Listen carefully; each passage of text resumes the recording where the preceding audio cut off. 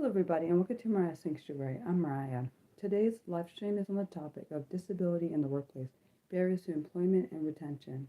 The information below came from the Culture Amp blog in the article Disability in the Workplace, Barriers for Employment and Retention. How ableism creates employment and workplace barriers. Let's begin by defining ableism. Writer and disability advocate Andrew Polrang defined ableism: any statement or behavior directed at a disabled person that degrades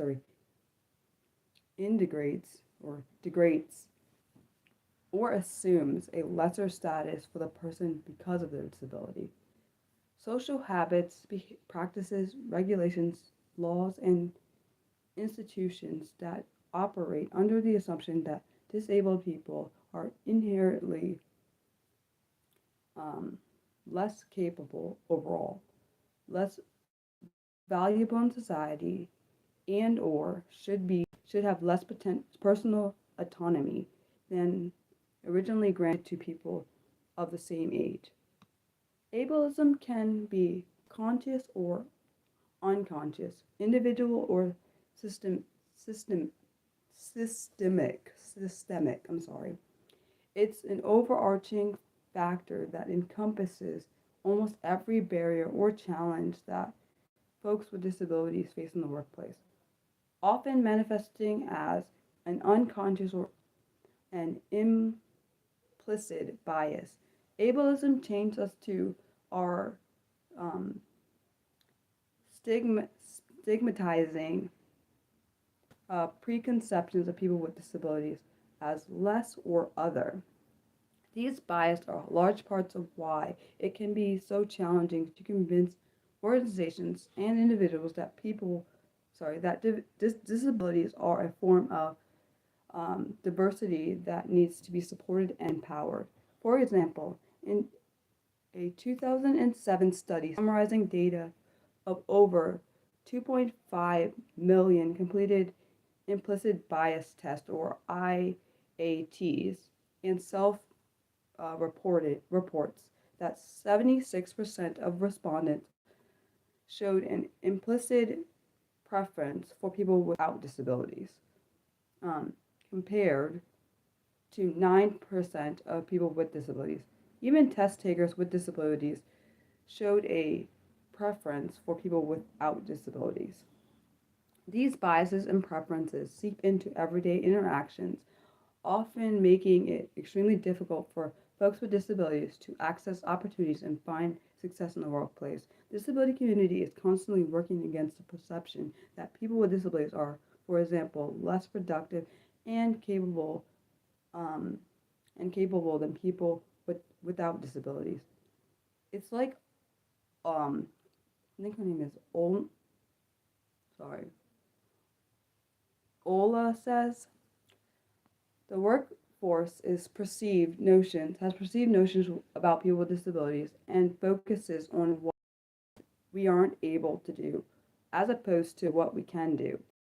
In other words, when society looks at people with disabilities, what they see is often just a reflection of their own bias. 100% agree with that statement. People don't look at what we can do rather than they look at what we can't do rather than what we can, and I think that's not a great thing to do. And it's very discriminatory, of course. So, now the four key barriers to employment and retention. Folks with disabilities face significant barriers across the entire employment life cycle.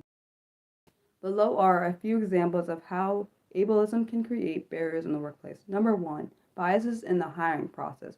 People with disability struggle significantly more than people without disabilities when it comes to finding a job.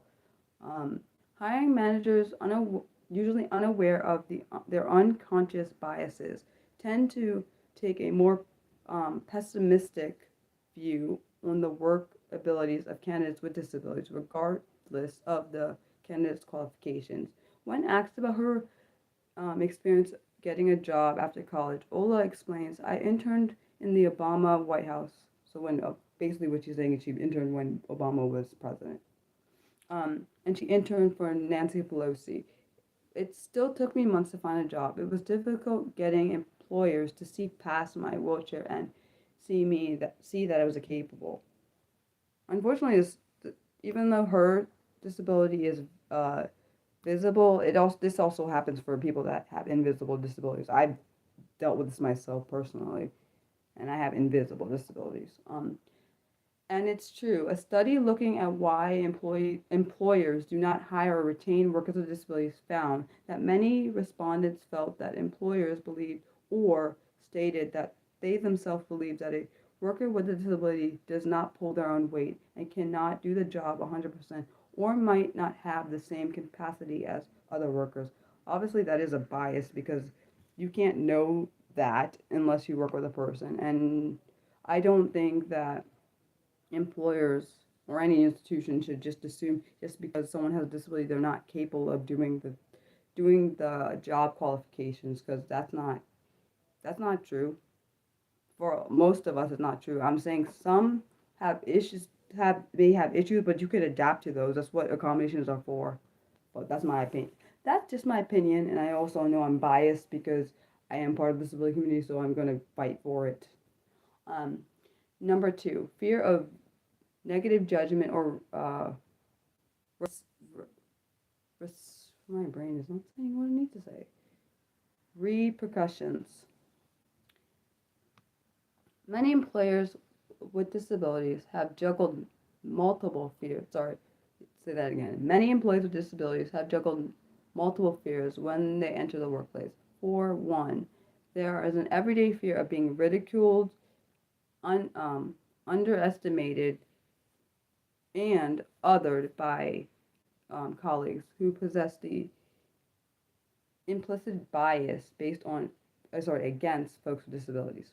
But on top of that, there's a fear that the disability status can affect high stakes situations like performance reviews and promotions. Regina, with type 1 diabetes, described how someone in her company once offered to step in on her behalf when she disclosed she had to change her insulin pump before an event. She was very supportive, explained Regina, but had I had needed her help, there was a fear in the back of my mind. People think, oh, well, she's got this disease, and sometimes she needs to change out her medical thingy or medical thing, and sometimes that takes a lot of time that will interfere with our startup. Although that experience played out relatively well, Regina's fears are legitimate. A report exploring discrimination under the ADA found that a third of uh, respondents to the survey with disabilities or respondents with disabilities indicated that they experienced negative bias in the workplace, such as feelings of underestimated, insulted, excluded, and had work coworkers appear uncomfortable because of disability. Um, Honestly, for myself, I have felt underestimated, not maybe not excluded. People at least never told me they felt uncomfortable. I don't know I can't say for myself. I can't say for a fact that is my case. But maybe it's also different because mine are invisible. I feel like if they were visible, maybe I would have had some of these experiences I've had. I do feel like sometimes excluded, maybe only because they don't always include. I feel like disability community is considered an afterthought to some people. Some people outside of the disability community. It's not always all. It can never always be all. Um, the report continues. Almost half of the respondents, 47%, also report that they never expect to achieve a leadership role in their company, regardless of their performance and qualifications. That is to say, fears and concerns about negative judgment and repercussions over disability status aren't speculative. They are both experienced and backed by evidence. Number three, lack of accessibility in workplaces. From hiring to performance reviews, accessibility barriers exist across the employee life cycle. For example, many electronic electronic job boards and company websites have poor accessibility features, thus excluding folks um, such as those who have vision problems or issues, limited mobility functions, and etc. There are so many tools for accessibility that employers do not use or do not implement to make it easier that would make it easier to hire people with disabilities, says Ola.